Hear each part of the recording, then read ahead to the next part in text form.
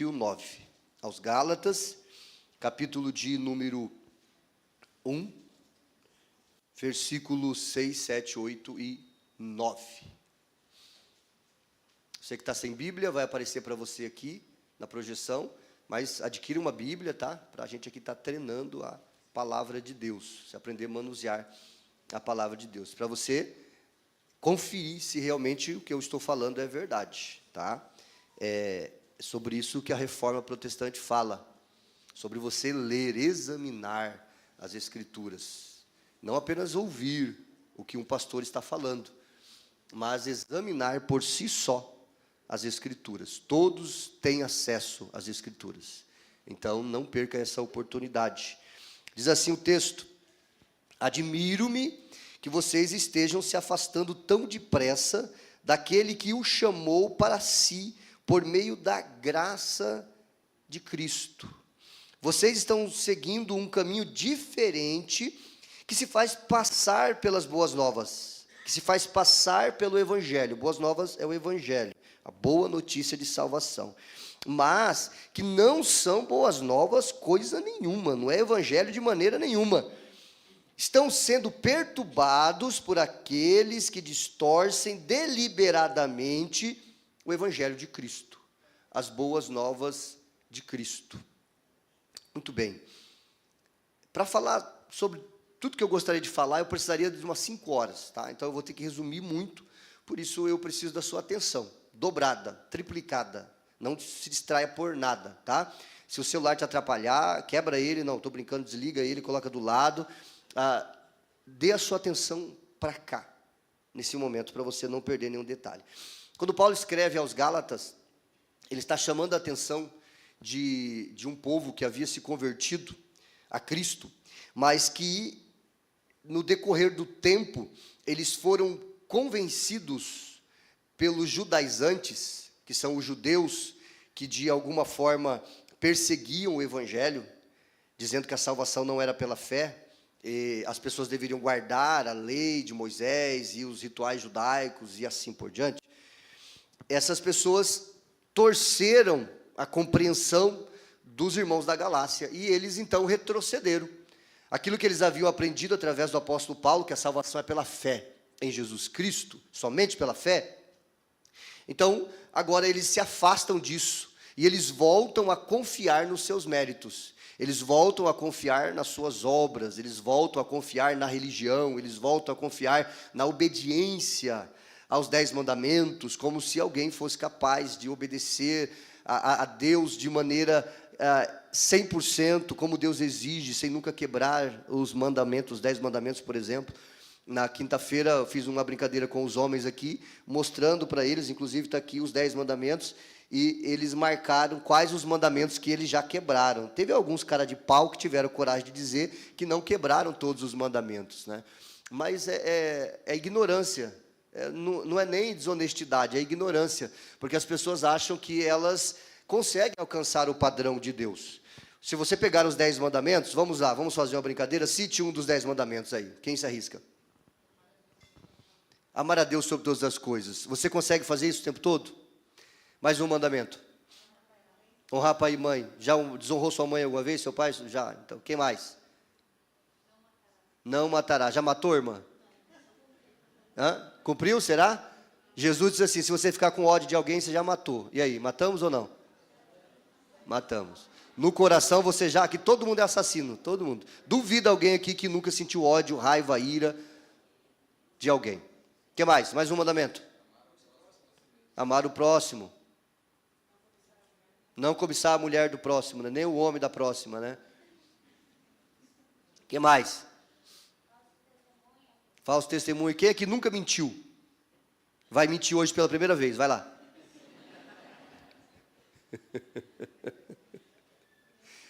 Você entende?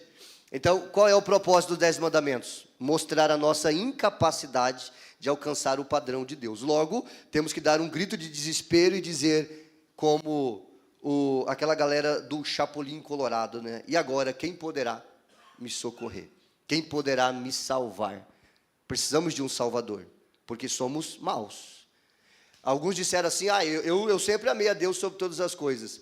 Mas os 10 mandamentos, eles estão interligados. É como uma corrente com 10 elos. Imagina uma corrente com 10 elos, ligada no céu, descendo até o inferno, e você está penduradinho aqui na ponta, tentando guardar os mandamentos. Qual deles você precisa quebrar para cair? Qualquer um. Então, se você mente, você já não ama a Deus. Do 2 ao 10, se você quebra, você já quebrou o primeiro. Porque quem mente não ama a Deus, quem cobiça não ama a Deus. Ou seja, nós não amamos a Deus como deveríamos amar. Então, tira o seu cavalinho da chuva de que você, eu sou uma pessoa boa, é nada, você é ruim igual a mim. Olha para a pessoa do seu lado, com carinho e respeito, diga assim, você é ruim. Fala para ele, pode falar, você é ruim. Se você não sabia disso, hoje está sabendo, você é ruim. Isso aí. Agora, se você tem mais coragem ainda, diga assim, é por isso que você precisa de Jesus. Fala para ele. Pronto. Você fez um amigo, viu? Olha que beleza. Fez um amigo. Que coisa maravilhosa. Muito bem. Então, é isso que estava acontecendo com a igreja da Galácia, e é isso que aconteceu no decorrer dos 2000 anos de cristianismo. A luta contra a fé que uma vez foi dada ao povo de Deus. Toda a guerra, a peleja que aconteceu em torno do cristianismo nesses 2000 anos, foi tentando destruir a mensagem de que a salvação é apenas pela fé em Jesus Cristo. Muito bem, então eu quero falar com você, feita essa rápida introdução, sobre o tema que vai aparecer para você ali, o Evangelho em 20 séculos. O que aconteceu nesses 20 séculos, da cruz aos 5 solas. Os 5 solas, você vai aprender o que são as 5 afirmações que os reformadores fizeram para estabelecer o verdadeiro caminho da salvação, que é o Evangelho. Então, o Evangelho, a boa notícia de salvação, em 20 séculos, da cruz aos 5 solas, ou da cruz até 1508, e até o atual tempo em que estamos. Então, sexta-feira, nós comemoramos 508 anos da Reforma Protestante, dia 31 de outubro de 1517. O Lutero, então monge católico, ele colocou na porta da igreja de Wittenberg, na Alemanha, as 95 teses, e ali era um lugar para se debater ideias. Então, ele não estava rompendo com a igreja católica, ele não queria sair da igreja católica, ele queria reformar a igreja católica. Então, lendo as escrituras, ele entendeu, lendo Romanos, que a salvação é pela fé, e essa mensagem a igreja não pregava mais. Você vai entender isso no decorrer da minha fala. Então, a reforma não foi o nascimento do evangelho, mas o resgate. Através daquilo que Lutero fez, iniciou-se ou explodiu o movimento que nunca cessou no decorrer da história, mas que explodiu naquele momento através da vida de Lutero, com as 95 teses na porta da igreja de Wittenberg, na Alemanha. Então ali ele arrumou um problema com a igreja católica, com o Papa e assim por diante. Desde o primeiro século, a igreja luta entre a pureza da graça e as distorções humanas. As distorções humanas tentando afastar as pessoas da verdade. Que verdade? Que a salvação é pela fé. O apóstolo Paulo já advertia, há quem pregue outro evangelho. Nunca pararam de pregar outro evangelho. E hoje nós temos vários evangelhos sendo pregados por aí. Mas só existe um evangelho. Hoje, séculos depois, o mesmo evangelho ainda sofre ataques. Antes, pelo legalismo. O que é o legalismo? É a ideia de que a salvação é obtida pela obediência humana. O legalismo é a ideia de que a salvação é obtida por qualquer coisa aquém de Deus ou além de Deus que o homem possa fazer.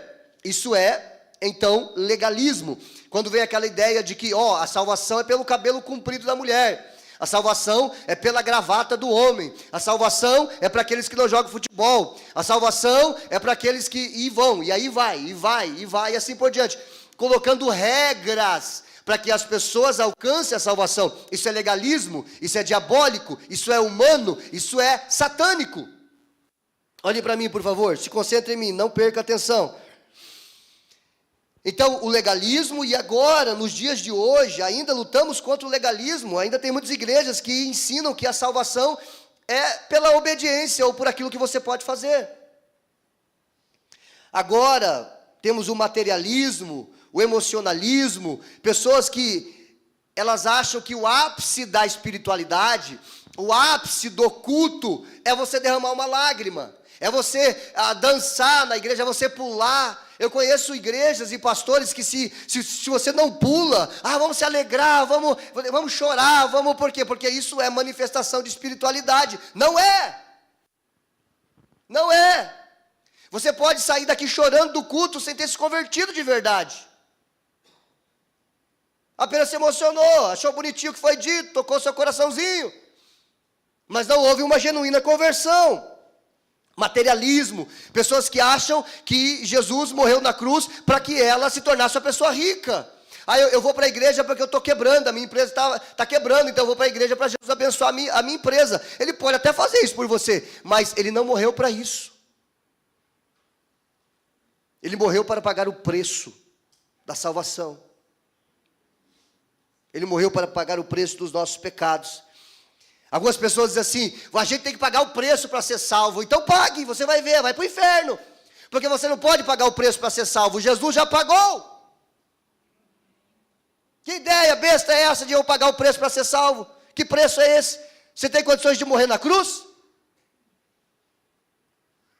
Nós não pagamos preço para ser salvo, Jesus pagou o preço. Nós cremos. E se a sua fé é genuína, o Espírito Santo que começou a boa obra em você, ele vai concluir até o dia da volta de Jesus. Não adianta eu tenho que me esforçar para isso, me esforçar para aquilo. Isso é carne, isso é aquilo que você pode fazer. Agora, quando você é genuinamente salvo, o Espírito Santo, ele vai mudar as suas vontades. Ele vai levar você à obediência. E quando você obedecer, você vai dizer, eu obedeço porque ele é gracioso. Porque ele me capacita a obedecer. Tudo que você faz de bom é porque Deus te capacita a fazer. Você não obedece, você não se batizou, veio à igreja, você não é dizimista, você não é, porque você é bom, porque você é melhor do que qualquer outra pessoa. Mas isso é graça de Deus, é favor de Deus. Não sobra espaço para mérito humano. Amém? Não sobra espaço para mérito humano. Muito bem. Então, em 3 pontos. Primeiro ponto, o evangelho através dos séculos. Eu vou resumir aqui. Primeiro século, o evangelho puro, o evangelho de Jesus Cristo, o evangelho pregado pelos apóstolos. Projeta para mim Atos 2:36, por favor. Atos capítulo 2, versículo 36. Depois, 1 Coríntios 15, verso 3. Olha só qual é a pregação dos apóstolos, qual era a pregação da igreja primitiva, da igreja de Cristo, lá no livro dos Atos dos Apóstolos, capítulo 2, verso 36, nós vamos ver qual era o conteúdo dessa pregação. Os apóstolos pregavam Cristo crucificado e ressurreto, essa era a mensagem. Portanto, saibam com certeza, todos em Israel, que a esse Jesus que vocês crucificaram, Deus fez Senhor e Cristo. Essa é a pregação do Evangelho. Esse é o Evangelho pregado no primeiro século. 1 Coríntios, capítulo 15, versículo 3 e o versículo 4. Ainda o apóstolo Paulo, aqui agora, melhor dizendo, o apóstolo Paulo, porque aqui em Atos 2:36 é Pedro falando, agora aqui é Paulo falando no capítulo 15, versos 3 e 4, da primeira carta aos Coríntios. Está dito assim. Vamos lá. Sai, não sai? Se não sai, eu vou na Bíblia. Então vou na Bíblia. Primeira aos Coríntios, saiu. Eu lhes transmiti o que era mais importante e o que também me foi transmitido. Cristo morreu por nossos o quê? Por nossos pecados. Calma, ainda não terminei. Como dizem as Escrituras. Verso 4. Ele foi sepultado e ressuscitou o terceiro dia, como dizem as Escrituras. Essa é a pregação do Evangelho de Jesus Cristo. A igreja nasce sob perseguição, mas cheia do Espírito Santo. A igreja era perseguida. No primeiro século, as heresias surgem cedo demais. O gnosticismo, os judaizantes, o sincretismo grego, todos esses movimentos citados aqui, que eu tenho que falar rapidamente, eram heresias que tentavam afastar as pessoas da pureza do evangelho. O foco, então, no primeiro século, era a luta para que as pessoas entendessem que a salvação é pela graça mediante a fé. Sempre foi assim. O evangelho sempre foi isso. Salvação pela graça, através da fé. E você vai entender melhor o que significam essas coisas. Do segundo ao quarto século, nós vemos a defesa do evangelho, porque nesse período a igreja se afastou da verdade. Os pais da igreja, Justino, Irineu, Atanásio, Agostinho, eles enfrentaram erros e afirmações doutrinárias erradas, que vinham contra as escrituras, mas eles eram os defensores, os pregadores, os ensinadores. Eles enfrentavam os erros e afirmavam as doutrinas centrais do evangelho. Por exemplo, a doutrina da Trindade. Deus é um em essência, mas há três pessoas distintas na essência da Trindade: Deus Pai, Deus Filho e Deus Espírito Santo. E é tão interessante que a gente vai ver essa regrinha de 3 em 1 em todos os lugares. E isso foi definido nos concílios de Nicéia e Constantinopla. A igreja se reuniu entre o segundo e quarto século, nesses concílios, para definir aquilo que a igreja acreditava em relação a Deus, como três pessoas, em uma única essência, o que nós então conhecemos como Trindade. E olha que interessante, a gente vê isso o tempo todo. Quando Deus criou o mundo, lá no livro do Gênesis, no versículo 1, nós vemos a criação das três realidades: tempo, espaço e matéria. Vamos falar juntos? Tempo, espaço e matéria. Quantos? Uma trindade. Presta atenção nisso, uma trindade. E no versículo 1 diz que no princípio, o que é no princípio? É o tempo. Deus criou o tempo. No princípio Deus criou os céus é o quê? O espaço. E a terra é o quê? A matéria. No versículo 1, antes da ciência, da física afirmar essas coisas, já estava na Bíblia. Uma trindade, tempo, espaço e matéria. Só que é uma trindade de trindades. Por quê? O que é o tempo? Passado, presente e futuro. O que é o espaço? É largura, profundidade e altura. Mais uma trindade. E o que é a matéria? Sólido, líquido e gasoso. Meu Deus do céu. Que coisa maravilhosa!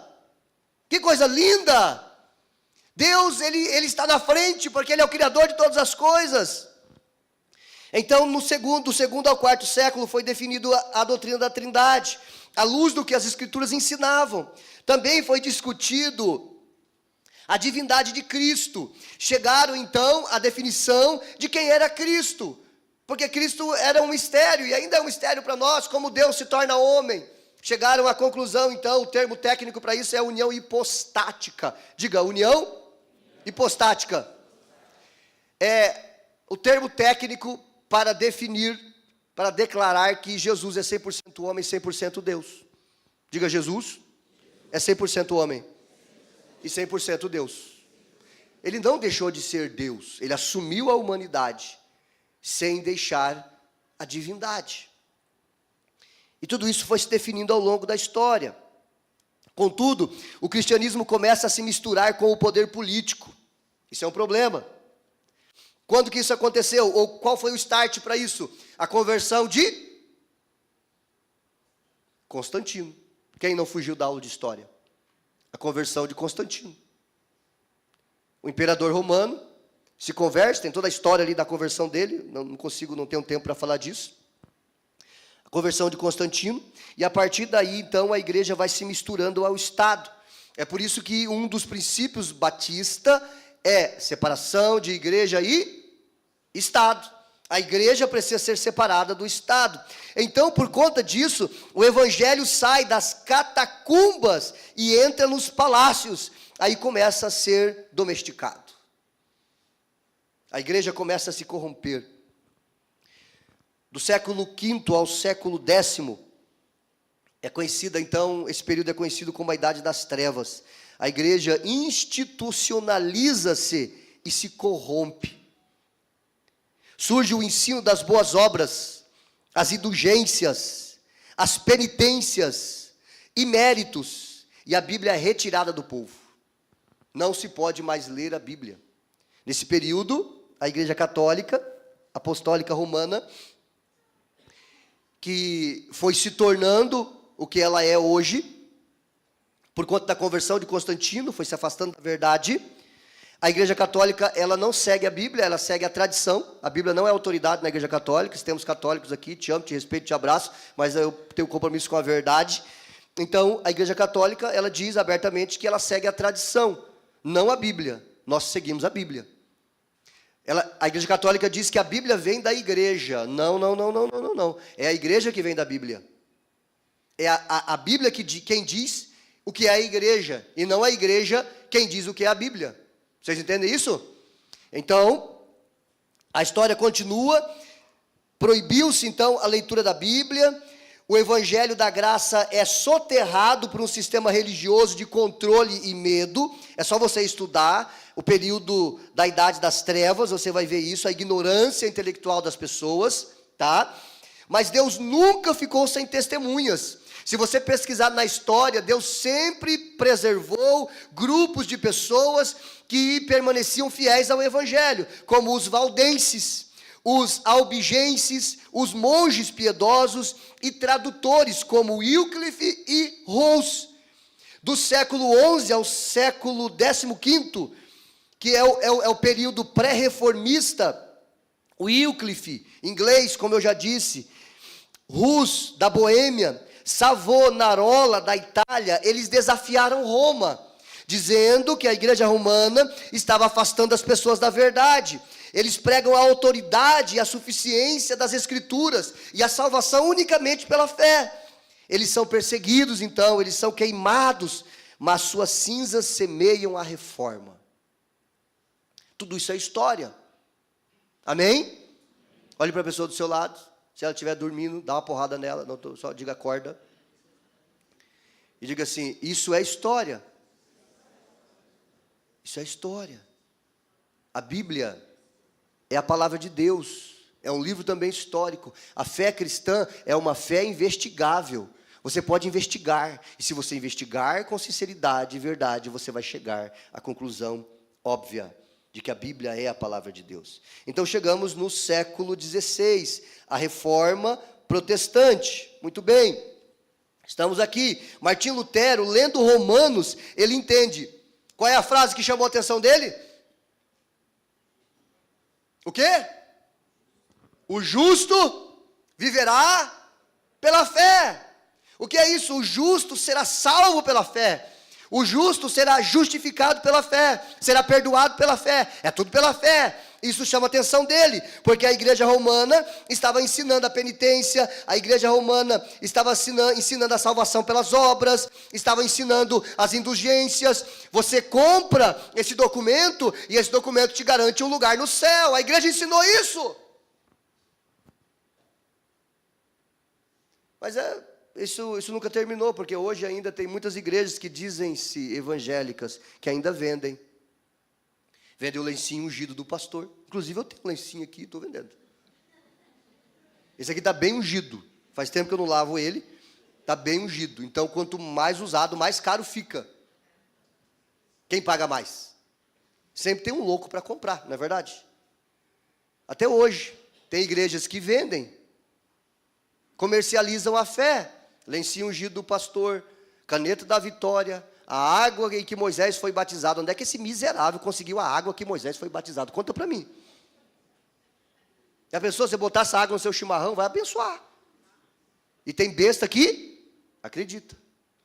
Idiotas que acreditam. Ah, pastor, você está ofendendo aqui. Ofenda. São idiotas mesmo. Porque não conhecem as escrituras. Não tiram tempo para estudar as escrituras. Aí são enganados. Aí depois bota a culpa, tá vendo? Toda igreja é assim, os pastores, ladrão, sem vergonha. Você foi na igreja de gente ladrão, sem vergonha. A igreja que você deve frequentar não é a igreja mais perto da sua casa. É a igreja mais perto da sua Bíblia. Amém? Então você é responsável. Fica colocando a culpa nos outros. Eu sou responsável. Então Martinho Lutero, ele entendeu que o justo vive pela fé. No dia 31 de outubro de 1517, as 95 teses são afixadas na porta da igreja de Wittenberg, na Alemanha. O evangelho é redescoberto e sintetizado nos famosos 5 solas. Último slide aqui, por favor. 5 solas. Vai aparecer para nós aqui, eu preparei uma imagem para você. Olha só que coisa linda, os 5 solas, é isso aí. Sola, palavra em latim que significa somente. Somente as escrituras, solas escritura. Segunda de Paulo a Timóteo, capítulo 3, verso 16. Toda a escritura é inspirada por Deus e útil. Útil para a correção, para a instrução na justiça, para que os homens conheçam a verdade. Então, somente a Bíblia. Como que eu vou tirar a Bíblia do centro? Como que eu vou deixar de ensinar as Escrituras? Aqui você tem a Bíblia na palma da sua mão. Todo mundo tem uma Bíblia em casa. Não adianta deixar ela aberta. No Salmo 23 não vai resolver nada. Esses dias alguém me disse, pastor, eu rezo sempre com a Bíblia aberta no Salmo 23. E eu disse, tá aí, o que tem a ver? Que diferença faz estar aberto no Salmo 23, Salmo 91? É tipo remédio. Você fica olhando para o remédio, ele vai surtir efeito na sua vida? Não vai. Você tem que ler. Você tem que ler a Bíblia. O Salmo 91, nem sabe o que está escrito no Salmo 91. Você tem que ler. Você tem que conhecer, você tem que entender. A responsabilidade é sua. Somente as Escrituras, amém, queridos? Somente as Escrituras, amém, igreja? Somente as Escrituras. Esse é o primeiro sola. O segundo, somente a graça, Efésios capítulo 2, verso 8. A salvação é pela graça, mediante a fé. O que é a graça? É aquilo, é um presente. Você não merece, eu não mereço. Tem gente que ora assim, Senhor, me dá o que eu mereço. Aí Deus fica olhando assim, tem certeza? Você quer mesmo? Eu quero, então toma, vai para o inferno, pronto. Porque é o que a gente merece. O inferno, nós quebramos os 10 mandamentos, todos eles, nós ofendemos um Deus eterno que criou todas as coisas. Então graça é um presente. Esse é o segundo sola, somente a graça, somente a graça. Sola gratia. Segundo sola, somente a fé. Romanos, verso 3, capítulo 3, verso 28. Diz que o justo, ou que o homem, ele é justificado pela fé, somente. Pela fé, somente. Amém, igreja? Amém. Então a fé é a mão estendida para receber a graça. Pastor, a gente precisa merecer a salvação. Quem merece? Esses dias alguém me disse, a salvação é pela fé, pastor, mas a gente tem que fazer a nossa parte. Qual que é a sua parte? O máximo que a gente faz é cooperar com Cristo. Mas você não tem participação nenhuma na sua salvação. É fé. Eu sei que tem muitas igrejas que ensinam a perda de salvação. Cuidado, você vai perder a salvação. Meu irmão, para que Deus daria a salvação para você? Se Ele está pronto para tirar a qualquer momento. Quem aqui é pai? Quem aqui é pai e mãe? Levante a mão. Isso. Quem aqui já disse para um filho, some daqui de casa, eu não sou mais seu pai, esquece que eu existo? Quem já fez isso? Ninguém consegue fazer isso. Quem aqui já teve situações terríveis com filho ou filha? Erros que eles cometeram, deixaram de ser seus filhos? Não. O seu amor é maior que o amor de Deus? O que é que você faz quando seu filho erra? Fustiga com a vara, não é assim? Corrige. É assim que Deus faz com o filho dele, comigo, com você. Ele corrige. Quando você peca, quando você desobedece, ele corrige. Ele sabe corrigir, hein? Por quê? Porque você é filho. Se você está sem disciplina, você é bastardo, não é filho. Filho tem disciplina.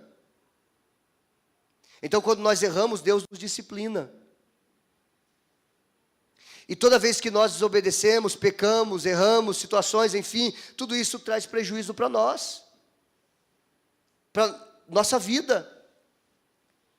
Mas Deus de maneira alguma vai te lançar fora, porque você é filho. A partir do momento que você se converteu, você é salvo. Amém? Ah, pastor, mas eu tenho que merecer. Tá, então esquece, é inferno, tem o que fazer. É, Carta? Eu tenho que merecer? Esquece, é inferno. Pode já comprar um terreno lá, construir uma casa, botar um ar-condicionado caprichado porque é quente, entendeu? Porque se é o que você merece, você quer o que você merece, você quer merecer, então tá, continua merecendo. Eu peço, Senhor, me dá o que eu não mereço. Me dá o que eu não mereço, Senhor. O que eu não mereço? O céu. Então, se você tem essa oração besta, pare. Peça para Deus o que você não merece. Ele vai dizer, agora você entendeu. Porque o que nós merecemos? O que a gente merece? A gente tem mais do que nós deveríamos ter. Olhe para você, olhe para sua família, olhe para sua casa, olhe para sua vida. Ah, mas eu fiz por merecer. Não, continua, né, cheio de mérito. Eu fiz por merecer. Vai na sua arrogância que você vai ver onde você vai parar. Amém, meus irmãos? Então, continuamos. Somente a fé, somente Cristo.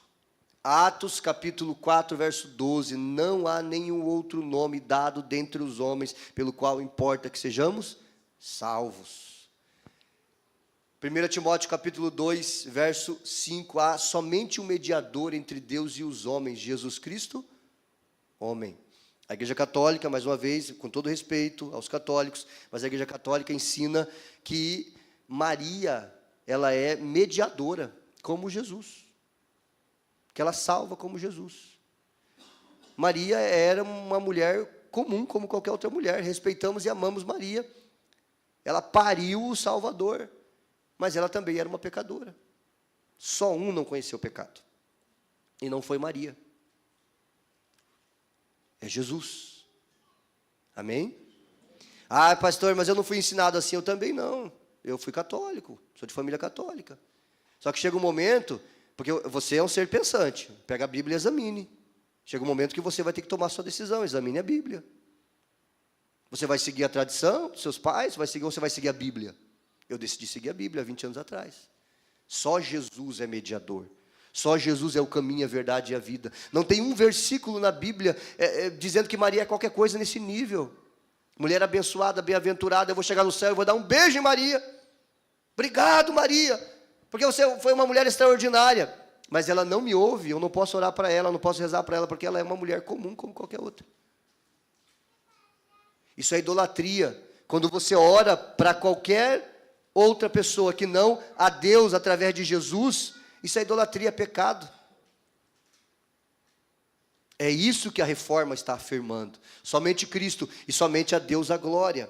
Romanos capítulo 11. O que é que nós estamos aprendendo aqui então, irmãos? Sola Escritura, somente a Escritura é a autoridade final. Sola Fide, somente pela fé somos justificados. Sola Gratia, somente pela graça somos salvos. Solus Christo, somente Cristo é mediador. E só lhe deu glória, somente a Deus toda a honra, glória, louvor e adoração pelos séculos dos séculos. Amém. Segundo ponto, o Evangelho após a reforma. Resumo rápido, Evangelho até a reforma, agora o Evangelho após a reforma. Vamos ali para o nosso segundo ponto, século 17 a 18. Os avivamentos e a expansão do Evangelho, após a reforma protestante, através dos puritanos. Quem já ouviu falar dos puritanos, os reformadores, os avivalistas, como John Wesley, Whitefield, Jonathan Edwards, e tantos outros homens avivalistas, pregadores do Evangelho, João Calvino, e tantos outros, me foge o nome agora, que deixaram a marca do Evangelho através de suas vidas na história. Após a reforma protestante, os movimentos missionários se iniciaram, homens e mulheres indo para todos os cantos, anunciando o Evangelho. Presta atenção no que eu vou falar para você agora. Até a reforma protestante, 98% da população europeia não sabia ler. Você entendeu o que eu falei? Quanto por cento? 98%. Se você tem uma universidade nos Estados Unidos, várias universidades na Inglaterra e até no mundo todo se espalhou, isso vem do movimento da reforma. O evangelho, através do século XIX, então, as missões modernas, o evangelho leva a escolas, diga escolas, hospitais e bíblias, a todos os continentes. São os missionários que fazem isso, a partir da reforma protestante. Após 2 guerras mundiais, muitos buscam sentido e esperança. Nós chegamos no século XX, guerra e prosperidade. Surgem movimentos pentecostais. O movimento pentecostal surgiu há 100 anos atrás. Surge o movimento pentecostal, surge o movimento carismático, mas também muitas distorções a partir disso. O movimento pentecostal trouxe muita bagunça, trouxe avivamento, trouxe missões, sim, mas também trouxe muita confusão na cabeça das pessoas. Até hoje nós vemos isso. Hoje tem igreja de todo tipo. E tem o lado bom e o lado ruim disso. Quantas vezes você já ouviu as pessoas dizendo: mas eu fui naquela igreja tal, uma bagunça, ninguém entende nada, e todo mundo falando em línguas, e o pastor rodando e sapateando. Eu não entendi nada que ele falou. Nada. Até o louvor não consegui entender nada. O povo desafinado, gente ruim, Deus me livre. O som, você dava glória a Deus, saía aleluia, não entendi nada. Uma bagunça. Sem ordem, sem decência. O culto, ele é um momento de adoração a Deus, e o ensinamento, a mensagem é para o seu intelecto. Se você não entender o que está sendo pregado, você não aproveitou nada. Mas eu me arrupiei todinho. Então, eu fico arrupiado assistindo Titanic. Quando o Jack começa a se afundar ali, eu fico perguntando: por que não colocou ali em cima dessa tábua também, pelo amor de Deus? Dava para 2 ficar ali, gente, por favor. Até hoje eu choro. Não dava? Dava, ele era magrinho. A Rose deixou o cara morrer, porque amava ele, imagina se não amasse. Você entende? Então, não é sobre emoções apenas, a emoção faz parte, mas é intelecto, a transformação da mente. Você precisa ter uma mente transformada pelo Evangelho de Jesus Cristo. Amém, igreja? Então surgiu o evangelho da prosperidade, igreja universal, igreja mundial, igreja espacial, igreja global, igreja de Marte, de Júpiter, e igreja que não acaba mais. E os homens semideuses, e aquela coisa toda, e vendendo as coisas, e a coisa vai. O evangelho da cura, como se Jesus tivesse morrido apenas para sarar o seu corpo. Jesus cura, mas se ele não curar, ele continua sendo Jesus. O evangelho do coach, que troca a cruz pela autoestima. Não se prega mais cruz, não se prega mais o evangelho, não diz mais que você é pecador, é miserável, que merece o inferno, que tem que se arrepender para poder ir para o céu. Não, isso ofende as pessoas. Vamos pregar um evangelho diferente, o evangelho da autoestima. Os David Leonardo da vida. Lá vem o pastor José pegar no pé do David, né? David, se um dia, você nunca vai assistir, imagina, mas se um dia você me vê, tá? Eu te amo em Cristo, mas eu não concordo com o evangelho que você prega, não concordo. O evangelho da felicidade. Tem gente que chega em mim e diz assim: olhe para mim, por favor. Pastor, liga para mim. Pastor, eu estou triste. Eu falo: irmão, bem-vindo ao time. Também estou numa tristeza hoje. Porque a tristeza faz parte da experiência humana. Quem nunca ficou triste? Pastor, eu estou triste. Me dá um abraço, vamos chorar então. Faz parte. Diz que uma irmã ligou de madrugada para o pastor, apavorado. O pastor não colocava o celular no silencioso. 3 da manhã, tocou aquele tendel, ele atendeu o telefone. Ela disse: pastor, eu não consigo dormir. O pastor disse assim: mas eu consigo, irmã. Desligou o telefone. Ele foi dormir. Por favor, né? Você vai correr, vai andar, vai tomar um banho, sei lá, assistir uma Netflix, mas deixa o pastor dormir em paz, pelo amor de Deus. Só porque você não dorme, eu não posso dormir também. Você entende? Então, essas são experiências comuns, normais da existência humana. Tristeza, ansiedade, medo, isso faz parte. Pastor, mas eu quero ser feliz. Eu também. Pastor, eu casei para ser feliz, eu estou infeliz. Então você casou pelo motivo errado. A Bíblia diz que nós temos que casar para glorificar a Deus, sermos santos. Aí, quando você glorifica a Deus, você experimenta A paz que excede todo entendimento. Às vezes, ser completamente feliz não dá. Amém? Porque se você experimentar todo o prazer que você pode suportar, você não vai querer o céu. As pessoas, elas são hedonistas, elas querem prazer, prazer, prazer, prazer. As pessoas estão viciadas em pornografia, elas estão viciadas em vídeos, estão viciadas em jogos, estão viciadas em comida, viciadas em cigarro, viciadas em bebida. Por quê? Prazer rápido, prazer fast food. Você aperta o botãozinho no micro-ondas, prazer, prazer, prazer. Porque nós vivemos numa sociedade hedonista, que busca o prazer a qualquer custo. Aí o diabo entendeu isso, então colocou no coração de alguns pregadores, o evangelho aí da autoestima, o evangelho aí da felicidade, aí está arrebanhando a galera toda, né? E todo mundo vai feliz e com a autoestima lá em cima para o inferno. Você entende? Porque não conheceu o verdadeiro evangelho de Jesus Cristo. Amém, meus irmãos? Depois pega a Bíblia, examine a história, não fica acreditando no que eu estou falando para você, não. Vai atrás, examine você mesmo. Você é um ser pensante. Ore, peça para Deus iluminar a sua mente. Século 21, chegamos no século 21. As redes sociais tornaram púlpitos acessíveis a todos. Redes sociais, cadê meu celular? Jesus amado, meu celular está aqui, graças a Deus. Jesus, obrigado, está aqui. Redes sociais, está tudo na palma da mão. Você pode assistir quem você quiser aqui, qualquer pregador. Você acha até eu no YouTube, olha só que coisa. Então, estamos no período das redes sociais. Todo mundo tem acesso a tudo. Todo mundo tem acesso a ensinadores, a louvores, a pregações, a várias igrejas. Muitos falam de Deus, poucos falam de arrependimento. O perigo de um evangelho sem cruz, sem pecado, sem graça. Sem a graça de Deus, sem o confronto do pecado, sem o arrependimento.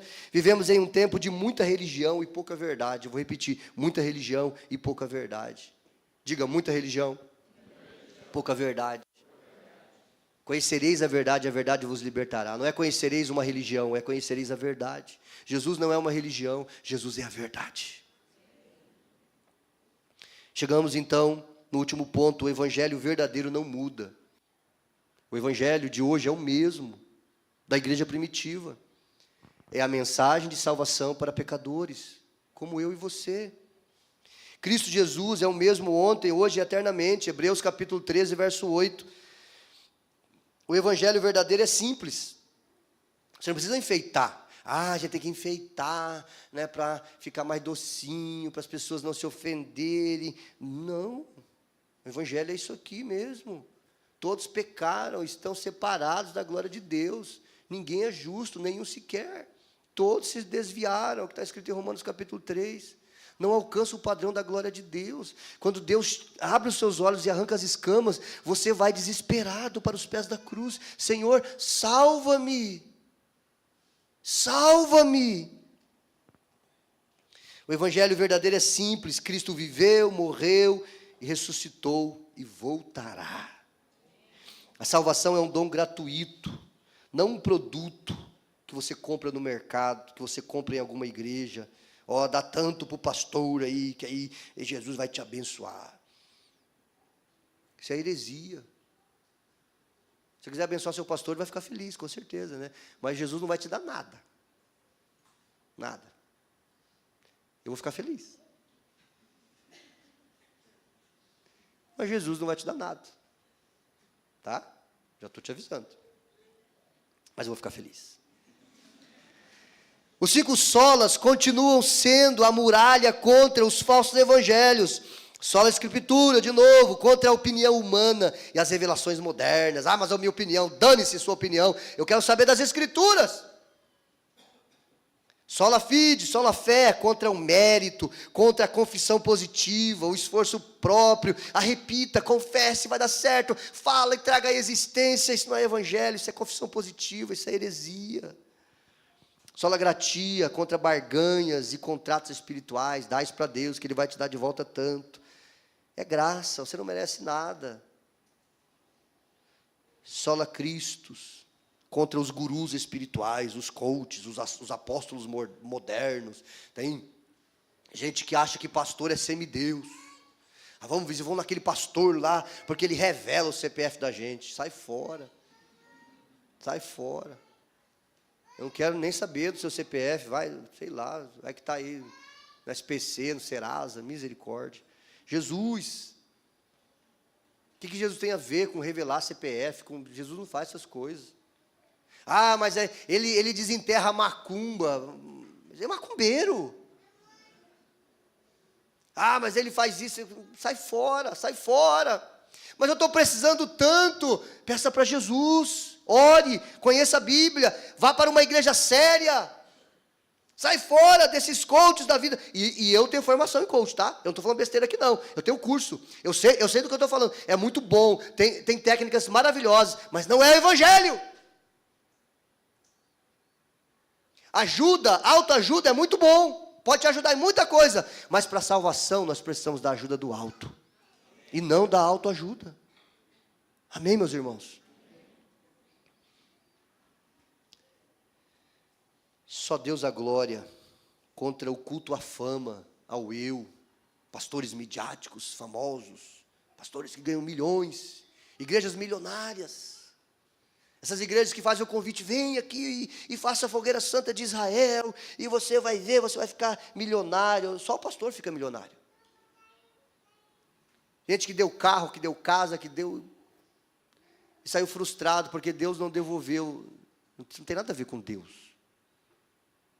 E bem feito, quem fez isso mereceu. Você merece, é enganado mesmo. Por quê? Porque o seu coração é inclinado. As pessoas querem a mentira. Jogo, hoje, mais uma vez, toca na questão do jogo. Todo mundo sabe que não vai ganhar no jogo de tigrinho, fugiu o nome do trem agora, como é que chama? Bet, não sei das quantas.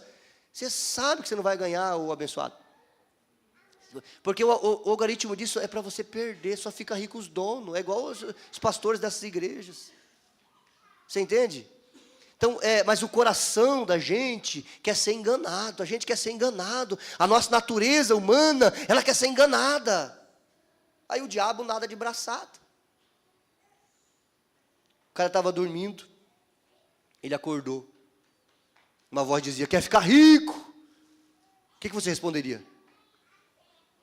Ele não falou nada. De manhã ele falou para a mulher, mulher, me escuta. Acordei de madrugada com uma voz que dizia assim, quer ficar rico? Ela, e o que você fez? Ele, nada, eu fiquei com medo. Ela, homem de Deus, você não falou o que queria, eu não falei. Se acontecer amanhã de novo, você fala que quer. Aí foram dormir, tomaram um chimarrão, bateram um papo, foram dormir. Ficaram acordados, o sono veio, lá nas altas madrugadas aquela voz, quer ficar rico, rico? Ele acordou, quero. A voz disse, vai trabalhar, vagabundo. Vai trabalhar, vai estudar, vai correr, vai buscar atrás, não vai cair do céu, você entende? Então não deixe se enganar, pelo amor de Deus. Volte à Bíblia, amém? Defenda o Evangelho, desconfie de evangelhos fáceis, o caminho é estreito, estreita é a porta e apertado o caminho que conduz à vida. Espaçosa é a porta e largo o caminho que conduz à perdição. Jesus disse isso. Desconfie de evangelhos fáceis, viva para a glória de Deus. Leia a Bíblia como quem busca a verdade, não apenas informação. Defenda o evangelho, ensine seus filhos, discipule seus filhos, ensine o verdadeiro evangelho. Desconfie dos evangelhos fáceis, onde não há arrependimento, onde não há salvação. Viva para a glória de Deus, não viva para os aplausos, viva para o amém do céu. Amém, meus irmãos? A banda vem para cá, por favor. A banda, vamos ficar em pé?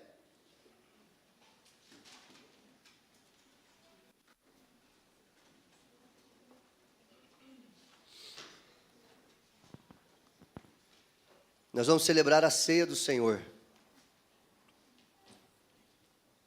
Daqui a pouquinho. Esse cálice que está na minha mão aqui, você, se quiser, vai receber um aí onde você está daqui a pouco. O casal que vai servir, vem aqui à frente, por favor, nós orarmos juntos. Concluindo então a minha fala, meus irmãos, a reforma não acabou em 1517, ela continua no coração de cada crente fiel. Nós precisamos de reforma o tempo todo. A nossa carne, ela é inclinada ao mal, então nós precisamos, todos os dias, estarmos mergulhados nas Escrituras. conhecer a palavra de Deus, deixar que o Espírito Santo nos transforme, nos transforme, nos transforme. Aquele que começou a boa obra em nós é fiel e justo para concluir essa obra até o dia da volta de Jesus. Ele realiza em nós o querer e o efetuar, Ele muda a nossa vontade e nos dá força para viver de acordo com essa vontade. É tudo dele, é tudo Ele. Nós não temos condições. Quem aqui já salvou alguém que estava morrendo afogado? Fora o pastor IP, não vale. E o Jean, né? Não vale, né?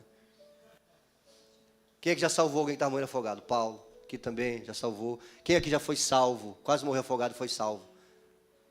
Ok. Também? Muito bem. Quando você chegou na margem, você ia morrer, certo? Se não fosse salvar, você ia morrer. Quando você chegou na margem, você diz assim, me salvei. Foi assim? Não. Demorou a acordar, mas depois que você acordou, você disse assim, me salvei. Eu nado bem pra caramba. Foi assim? Não. Ficou grato. Assim é a salvação. Quem salva é Jesus. Nós estamos morrendo afogados. Quem salva é Jesus. Então, qual é o nosso papel? Agradecer, sermos gratos, viver para a glória dEle. Quem foi a pessoa que te salvou? Não conhece? Tu era pequeno, olha só. Já imaginou se você pudesse encontrar Ele hoje? Você não vai saber quem é, né? Mas imagina se você pudesse encontrar Ele hoje e dar um abraço, imagina. Você não estaria aqui se não fosse aquela pessoa te salvar. Olha que coisa linda. Como é seu nome? Everton. História linda, Everton. Deus tem um plano lindo na sua vida. Por isso que você está aqui. É assim que Jesus faz. Eu nado bem, nada, estava morrendo. Sem Jesus nós estamos perdidos. Nós precisamos desesperadamente dEle. Então, meus irmãos, a reforma, ela é constante, ela é diária. Deus ainda levanta reformadores. Amém? Não com martelos, serrotes. Não. Mas com uma vida de testemunho. Que nesta reforma, que foi no dia 31, o Espírito Santo nos leve de volta ao Evangelho puro e simples. Amém?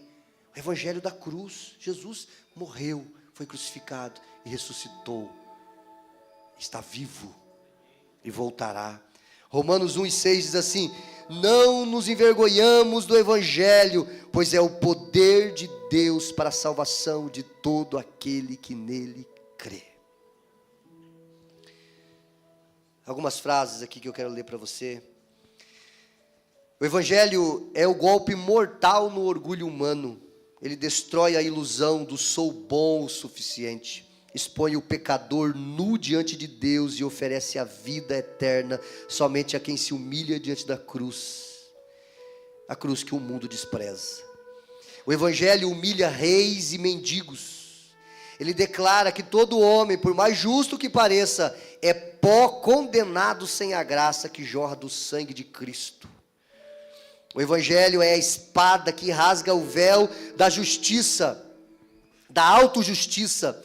Ele revela o verme por detrás do terno e o pecador por trás do altar, para então coroar o quebrantado com a glória da cruz. O Evangelho não massageia o ego, ele o crucifica. O Evangelho não veio para dar autoestima ao homem, mas para arrancá-lo do trono e colocá-lo de joelho aos pés do Cordeiro, então levantá-lo como nova criatura. O Evangelho não elogia o homem, ele o sentencia, não o conserta, o crucifica e só depois o ressuscita em Cristo. Nosso lugar é a cruz, crucificados para este mundo, para que possamos viver para a glória de Cristo. Amém, meus irmãos? A cruz não é o ornamento para o peito, mas sentença de morte para o orgulho. Quem não morrer nela, nessa cruz, morrerá sem ela. O Evangelho rasga a máscara do religioso, pisa na vaidade do moralista e cospe no altar da autossuficiência, porque só quem desce ao pó diante da cruz pode se levantar para a vida. E por fim, o Evangelho não é a escada para subir, é a corda que nos puxa do inferno. Jesus, antes da cruz, ele disse aos seus discípulos, ele pegou o pão,